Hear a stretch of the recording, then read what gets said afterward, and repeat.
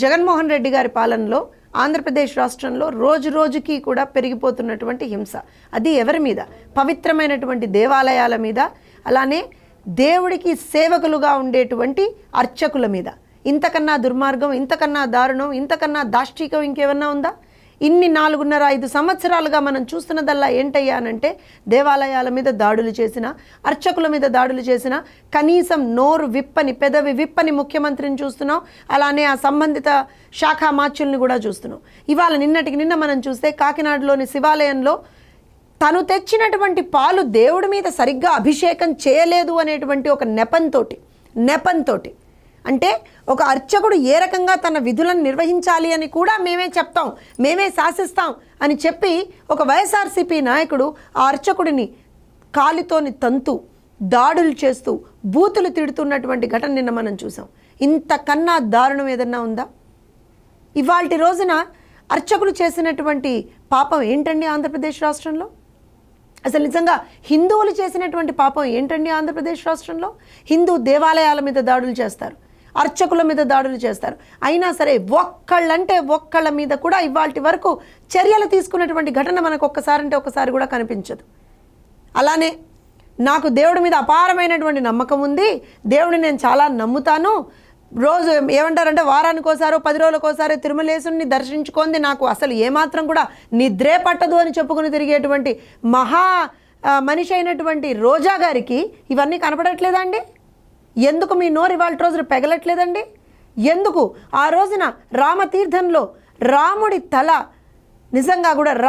తల నరికి పక్కన తీసి పెట్టేస్తే కనీసం ఒక మాట మాట్లాడనటువంటి మీరా ఇవాళ రోజున హిందూ ధర్మం గురించి, హిందువుల గురించి మాట్లాడేది?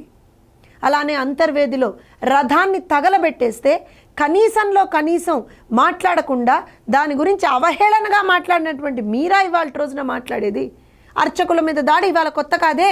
మనం చూస్తే భీమవరంలో మన ఏదైతే అతి పవిత్రంగా భావించేటువంటి యజ్ఞోపవీతాన్ని తుంచి పక్కన పాడేశాడే ఒక వైఎస్ఆర్సీపీ నాయకుడు, ఆ రోజున కూడా మాట్లాడలేదే మీరు? అలానే మనం తీసుకుంటే నర్సరావుపేటలో కావచ్చు, కర్నూలులో కావచ్చు, సాక్షాత్తు ముఖ్యమంత్రి గారి సొంత గడ్డ అయినటువంటి కడపలో కూడా అర్చకుల మీద దాడులు జరిగినప్పుడు మాత్రం కూడా మీ నుంచి స్పందన రాలేదే? ఎన్ని రోజులు ఈ దాష్టికాలు, ఎన్ని రోజులు ఈ దుర్మార్గాలు, ఎన్ని రోజులు ఈ దాడులు? ఏంటి ఈ రకంగా సనాతన ధర్మం మీద ఎందుకు దాడి చేస్తున్నారు? హిందువుల మీద ఎందుకు దాడి చేస్తున్నారు? ఏంటి దీనికి కారణం? అలానే మీ పార్టీలో ఉన్నటువంటి బ్రాహ్మణులకు ఇది కనపడట్లేదా? బ్రాహ్మణోత్తములుగా మనం పిలుచుకునేటువంటి అర్చకుల మీద ఈ రకమైనటువంటి దాడులు జరుగుతూ ఉంటే వైఎస్ఆర్సీపీలో ఉన్నటువంటి బ్రాహ్మణులు ఎందుకు మాట్లాడట్లేదు? మీ నోళ్ళకి తాళం కప్పలేసుకుని కూర్చున్నారా? లేకపోతే జగన్మోహన్ రెడ్డి గారు మాట్లాడొద్దని చెప్పాడా? జగన్మోహన్ రెడ్డి గారికి అసలు హిందూ ధర్మం మీదే గౌరవం లేదు కదా, హిందూ దేవాలయాల పట్ల మీదే గౌరవం లేదు కదా. సాక్షాత్తు కలియుగ దైవమైనటువంటి తిరుమలేశుని దర్శించుకోవడానికి వెళ్ళేటప్పుడు కూడా కనీసం డిక్లరేషన్ మీద సైన్ చేయడే? కనీసం ఏ ఒక్క కార్యక్రమాన్ని కూడా, ఎంతో పవిత్రంగా భావించేటువంటి ఏ కార్యక్రమాన్ని కూడా కనీసం సతీ సమేతంగా ఆయన ఏ రోజున చేయడే?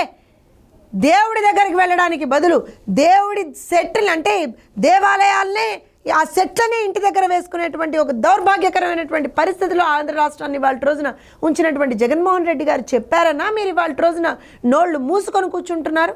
బ్రాహ్మణుల మీద దాడి జరిగినా మాట్లాడరు, దేవాలయాల మీద దాడులు జరిగినా మాట్లాడరు.